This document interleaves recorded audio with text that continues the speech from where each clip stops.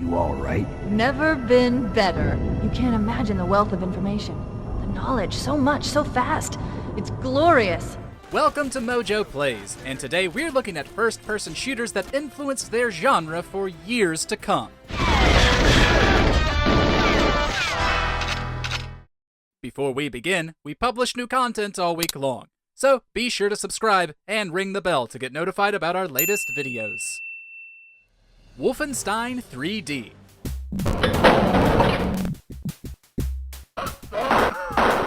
We'll start with what is often referred to as the grandfather of the FPS, and for good reason. When Wolfenstein 3D was released in 1992, there wasn't really anything else like it. Sure, there had been first-person games before, but none of them truly grabbed player attention en masse like this one did. id Software rebranded the classic PC adventure series, challenging players with escaping from and thwarting the plans of Nazis. It was fast-paced, delightfully violent, and quickly became the standard for what first-person shooters should feel like. While successors would naturally surpass it, the ripple effect of Wolfenstein 3D's success was vast, to say the least. Borderlands.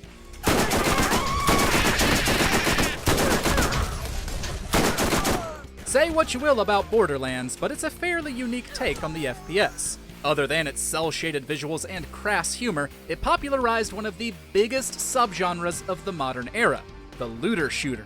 Blending FPS mechanics with the RPG's grinding for gear pleased a lot of players. There was also more emphasis on your character's build and power through varying skill trees, making the experience more customizable. It gave every combat encounter, big or small, a layer of excitement over what loot an enemy might drop. Sequels refined this element to perfection, and it would go on to be successfully used in other FPS games like Destiny and The Division. Let's kill thing he not like!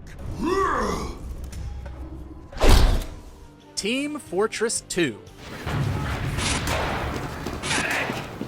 In the majority of multiplayer first-person shooters, if you want to change up mechanics, you have to find different weapons. Team Fortress changed all of that, having a roster of characters with different abilities. Its sequel, though, completely blew it out of the water. Distinct classes stayed, with a new art style adding some much-needed personality. It's an incredibly well-balanced cast of characters, with all of them having strengths and weaknesses depending on the opposing team. Not only did it influence developers to create their own hero shooters, like Overwatch and Valorant, but its fanbase continues to thrive thanks to the fact that Valve still updates and supports it over 15 years later. Quake. Better get used to us mentioning id Software and Valve a whole lot in this video. After striking gold with Wolfenstein and Doom, id Software expanded on what they were capable of with 1996's Quake. Here, firefights took place in massive, sprawling arenas, fully realized thanks to the engine custom-built to run it. Plus, the studio was naturally well-versed when it came to shooter mechanics. It was a blast to play alone or against others, and was an early trailblazer for online matchmaking. It instantly influenced the trajectory of multiplayer games moving forward, and would receive multiple sequels for years afterward. Also, the score from Trent Reznor of Nine Inch Nails did a lot to establish the game's atmosphere.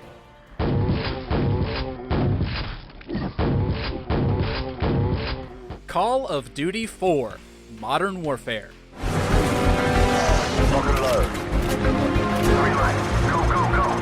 Call of Duty has certainly had its ups and downs, but there's no way Modern Warfare isn't the franchise's absolute peak when it comes to influence. Before this, most military FPS games were set in the past, usually around World War II.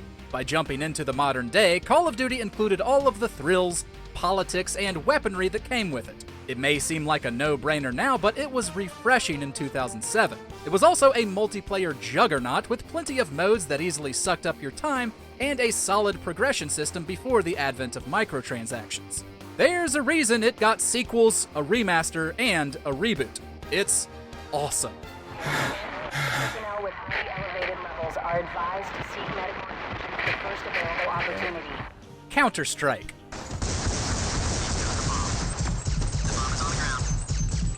What started as a mod for Valve's own Half-Life is now one of the biggest multiplayer franchises on the planet. While many shooters around the time emphasized action, Counter-Strike took a more tactical approach. It pitted two teams against each other, one of terrorists and the other those trying to stop them. No matter your team's objective though, strategic thinking was a necessity. You needed to know map layouts exactly, including choke points, and make the best use of your custom loadout as you could. It was just the right blend of different and familiar to catch everyone's attention, earning multiple sequels and helping give birth to the modern esports scene. There's one left. Roger that.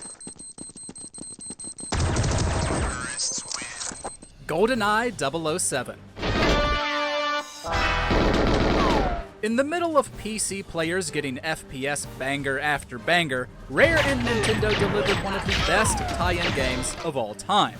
GoldenEye 007 did a pretty stellar job of adapting Pierce Brosnan's first outing as James Bond. Its gameplay and visuals were extremely impressive for the time, considering it was released on the N64. However, we all know it was the addictive multiplayer that made it a hit. Incredible levels, a variety of weapons, and an iconic roster of characters resulted in countless hours of fun. And it was honestly a breath of fresh air for those who didn't game on PC. GoldenEye fans have been searching for a similar high ever since.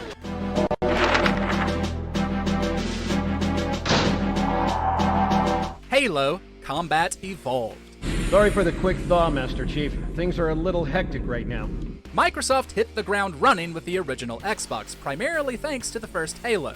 It was a monumental leap forward for first-person shooters, especially those on a home console. The futuristic campaign was explosive and cinematic, introducing the world to the future icon Master Chief, as well as this universe's unique and interesting lore. It was another to push multiplayer to the forefront as well. A co-op campaign is all well and good, but the competitive modes were where Halo truly shined.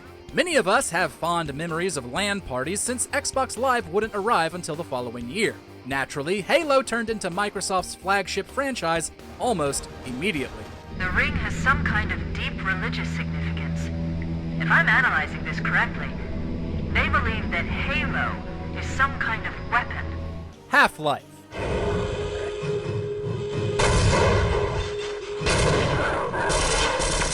1998 is generally regarded as one of the best years for video games. Valve's Half-Life was not only one of the most important games released that year, but of any year. As the silent scientist Gordon Freeman, players took on an invasive alien species from an alternate dimension.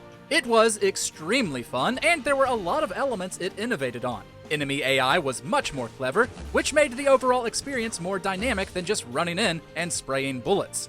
Its narrative also played out in-game rather than in cutscenes, making for a more cohesive, smoother experience. It was as immersive as video games could get back then, and we owe a lot to Half-Life for paving the way.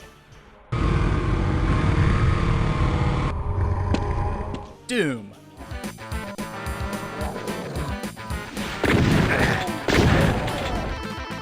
You knew we'd get to it eventually, right? Following the release of Wolfenstein 3D, id Software shattered expectations with 1993's Doom, which is actually saying a lot. With a facility on Mars overrun by demons, that was all the excuse players needed to let loose.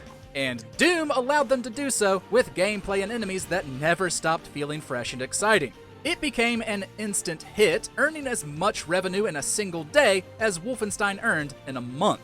Naturally, expansions, sequels, and copycats followed. These days, Doom is an incredibly respected franchise thanks to its modern revival. But even though it's been more than 3 decades, the first remains a fantastic game that's fun to revisit time and time again.